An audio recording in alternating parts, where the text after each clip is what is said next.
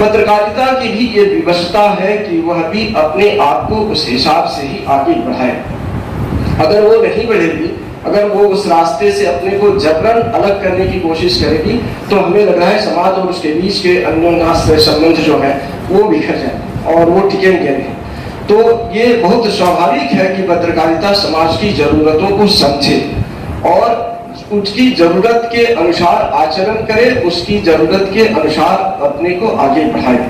अगर अपने को स्थापित करने की हड़बड़ी में कुछ ऐसे काम कर बैठे या एक ऐसा लाइन ले, ऐसे रास्ते चल पड़े जो समाज की जो उम्मीदें हैं, आवश्यकताएं हैं, जो वहां के मानदंड हैं, उससे बहुत अलग हो जाएगा, तो मुझे नहीं लगता कि वो पत्रकारिता बहुत कुछ करने की स्थिति में होगी। और ये बात शायद अतीत में भी नहीं होगी। मैं पिछले 25 वर्षों से अपने पूर्वज पत्रकारों के साथ काम करता रहा हूँ और हमारी पीढ़ी में भी ढेर सारे ऐसे चर्चित पत्रकार हैं। मैं कह सकता हूँ अभी मंच पर भी कई लोग इस समय मौजूद हैं, उनमें से कुछ लोगों के साथ मैं बहुत करीब रह करके काम किया हूँ।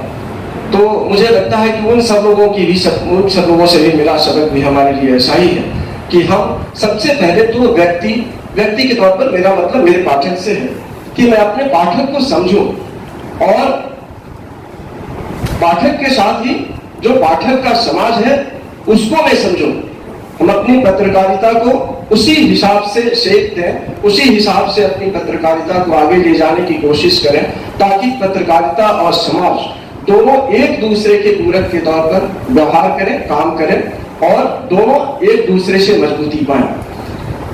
एक दो और मसले हैं जिस पर चर्चा हो रही है और यह नहीं कि इसी फोरम में हुई है या कल भी हुई है, परसों हुई है, लंबे समय से हो रही है। पत्रकारिता की शाख का एक सवाल है जो इस समय, चूंकि आपने आज के संदर्भ में पत्रकारिता पर बोलने को कहा, तो इस दौर में पत्रकारिता की शाख का भी सवाल जो है बार बार उठ रहा है। मुझे लगता है कि जब हम इस पर बात कर रहे हो कि पत्रकारिता की शाख की स्थिति क्या है इस समय, तो हमें एक व्यक्ति के तौर पर अपने आप को भी देखना चाहिए कि हमारे साथ की स्थिति क्या है। हम जिस परिवार के बीच में, जो हमारा फैमिली सेटअप है, जिसमें मैं रोज दिन रात रह रहा हूं, उसके साथ की स्थिति क्या है, हमारे समाज के साथ की स्थिति क्या है।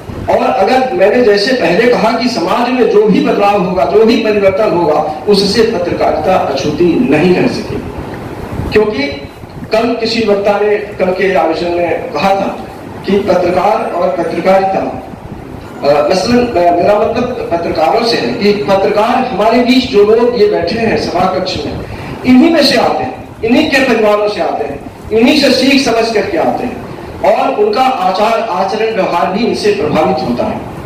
तो जैसा समाज है वैसा पत्रकारिता, जो अभी मैं चर्चा कर रहा था, तो शाख का सवाल भी लगभग वैसा ही है।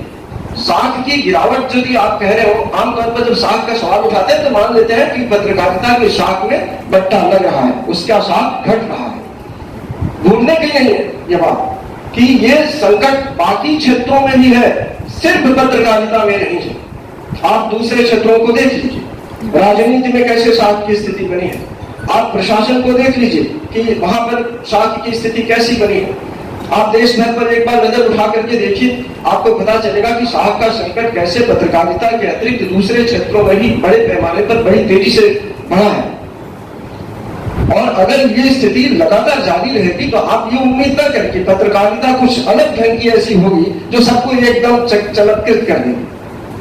क्योंकि पत्रकार और पत्रकारिता ये दोनों बाकी एजेंसियों से भी, जो हमारा सोशल सेटअप है उसमें बाकी जो दूसरे घटक है उनसे वो अछूती नहीं रह सकती और वो अपने को अछूता रह करके अलग नहीं रख सकते, ये संभव ही नहीं होगा। तो शाख के संकट को ऐसे थोड़ा हमें लग रहा है कि हम लोग बढ़ा चढ़ा करके कह भी रहे हैं। और शाख का संकट, देखिए मैं अभी पिछले 7-8 वर्षों तक बिहार में रह करके काम किया।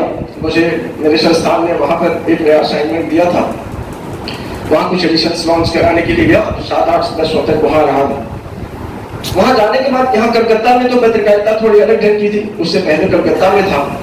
जब बिहार गया तो देखा कि वहां की स्थिति थोड़ी अलग है। तो ये क्षेत्र पर भी बहुत हद तक निर्भर करेगा। आप नहीं देश में अलग अलग हिस्सों में जाएंगे तो पत्रकारिता का साइज आपको कुछ अलग ही दिखेगा, उसका रूपरेख वहां अलग दिखेगा, अलग अलग क्षेत्रों में थोड़ा अलग अलग व्यवहार दिखेगा आपको। वहां गया तो मैंने देखा कि लगभग सभी जिलों के लिए, बिहार में, यहाँ पश्चिम बंगाल में इस तरह की चीजें नहीं है, यहाँ पर स्थिति थोड़ी अलग है।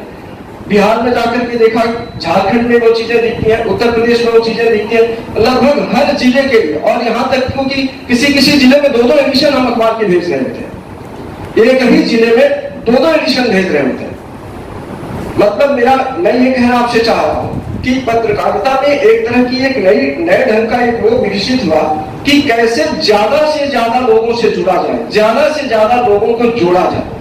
यानी पत्रकार और पत्रकारिता खुद को लोगों से जोड़ने और लोगों को अपने आप से जोड़ने की कोशिश में अब मुझे लगता है कि हम उतने करीब जा चुके हैं, लोगों के इतने करीब जा चुके हैं कि हर व्यक्ति मोटा मोटी ये बात समझता है कि पत्रकार होते क्या है, वो करते क्या है, उनकी देश दुनिया में चलता क्या है और कैसे सब कुछ आगे पीछे होता होगा।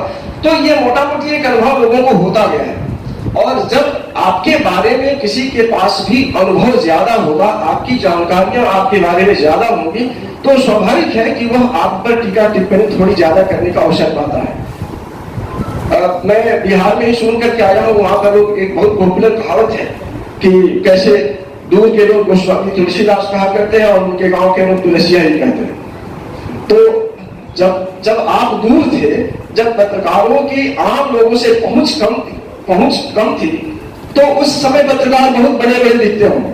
तब उनको लगता होगा कि पत्रकार किसी दूसरे ग्रह के लोग होंगे और उनके बारे में उनका अनुभव लगता। अब तो मुझे लगता है कि हर दूसरे तीसरे परिवार से लोग पत्रकार हैं, क्योंकि अखबारों की आवश्यकता पड़ी है। देखिए, एक आज के संदर्भ में उन्होंने पत्रकारिता की बात कही है, तो देखिए इसको भी हमें नजरअंदाज नहीं करना चाहिए कि पत्रकारिता के पेशे में, कम से कम मैं कह सकता हूँ कि हिंदी पत्रकारिता में ही लाखों लोगों के पास एम्प्लॉयमेंट की वो मिली है, सुविधा मिली है। एम्प्लॉयमेंट, लाखों लोगों के पास एम्प्लॉयमेंट है, लाखों की तादाद में लोग एम्प्लॉयड है हिंदी पत्रकारिता में।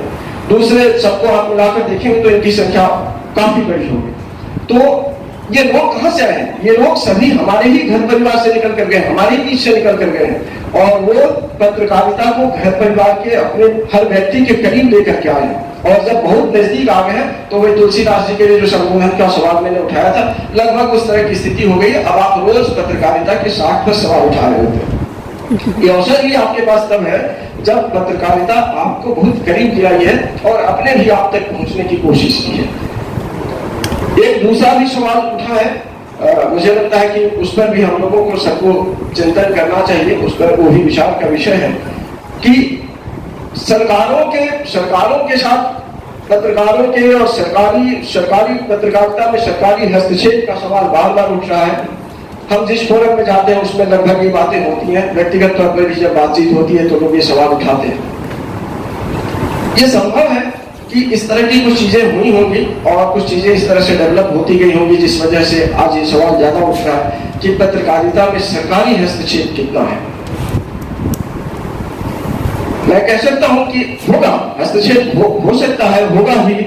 और यह भी कहना चाहता हूं कि हस्तक्षेप हो ही नहीं, ये तो बिल्कुल ही ठीक नहीं। निजी तौर पर आप मेरी जितनी आलोचना करनी हो कर लीजिए, मैं मानता हूं कि आपको बेलगाम नहीं छोड़ा जा सकता और किसी भी समाज के किसी भी एजेंसी को, किसी भी फैक्टर को आप बेलगाम कर दें, मैं उस निजी तौर पर मैं उसका समर्थक नहीं हूं। आपके पास पत्रकारिता करने की आजादी हो, यह तो होना ही चाहिए, यही स्वाभाविक है, यही हम लोग उम्मीद करते हैं, यही हमारी अपेक्षा रहती है। आप भी ऐसा ही सोचते हो। लेकिन मैं मानता हूं कि पत्रकारिता में भी लक्ष्मण रेखाएं होनी चाहिए। उसके बिना किसी भी क्षेत्र को छोड़ा नहीं जाना चाहिए। अगर किसी को भी बेलगाम कर देंगे आप, अगर पत्रकारिता को ही आप चाहे तमाम छूट दे करके कह दें कि नहीं अब आप बेलगाम है, जो चाहे वो कर सकते हैं, तो मुझे नहीं लगता कि ये कोई बहुत बड़ी बात होने जा रही है और देश के लिए, समाज के लिए बड़े हितकारक कदम हो। इसलिए मैं समझता हूं कि हर जगह एक संतुलन की जरूरत होती है। सरकार का हस्तक्षेप होता होगा, सरकारी हस्तक्षेप। हालांकि मैं जहां काम करता हूं, मैं जिस स्तर पर काम करता हूं, मुझे उस बात को बहुत झेलना नहीं पड़ता है और इसलिए कई बार इस तरह की चीजें जब सुनता हूं, अत्यधिक बातें जब होती है तो मुझे आश्चर्य भी होता है कि ये शायद चीजों को जितनी है नहीं उससे ज्यादा बढ़ा चढ़ाकर पेश किया जा रहा। मैं इनकार नहीं कर रहा हूं कि सरकारी हस्तक्षेप नहीं होता होगा, मैं बहुत स्पष्ट कर देना चाहूंगा इस सरकार का हस्तक्षेप होता नहीं होगा, यह नहीं कह रहा, लेकिन जितना कहा जा रहा हो वो मुझे नहीं लगता कि व्यवहारिक तौर पर जब हम कामकाज कर रहे हो तो हमें इतना देखना झेलना पड़ता हो। मैं निजी तौर पर अपने बारे में कह सकता हूं कि मेरा अनुभव ऐसा नहीं है कि रोज सरकारी हस्तक्षेप से हम दो चार हो रहे हैं। और दूसरी चीज मैंने कही कि आपके कामकाज में बिल्कुल किसी का हस्तक्षेप हो ही नहीं, यह निजी तौर पर मैं कौशल किशोर त्रिवेदी के तौर पर कह रहा हूं कि ये मेरी समझ में घातक ही है कि कौशल किशोर त्रिवेदी को छोड़ दो कि वो पत्रकार है, उनके पास एक आजाद कलम है और एक लंबा चौड़ा कागज है, अब उस पर वो जो मर्जी हो चाहे लिखें पढ़ें और लोगों के बीच पहुंचाएं। तो मुझे लगता है कि एक नियंत्रण हर जगह होना चाहिए, मेरी समझ तो ऐसी है और मुझे उसमें कोई दिक्कत दिखती नहीं है। मुझे नहीं लगता कि उससे देश समाज पर कोई बहुत बड़ी मुसीबत टूट जाएगी, टूट करके आ पड़ेगी। और इसमें अगर संतुलन बना करके मुझे लगता है कि समाज, देश, पत्रकारिता सब एक दूसरे के साथ संतुलन के साथ एक दूसरे को साधते हुए आगे चलने की कोशिश करें तो यह मुझे लगता है कि ज्यादा सुखद स्थिति को प्राप्त होगी और वही हम सबके लिए ज्यादा काम में भी है और वो हम सबके हित में भी होगा। मुझे लगता है कि मैं ज्यादा वक्त न लेकर के आपके दूसरे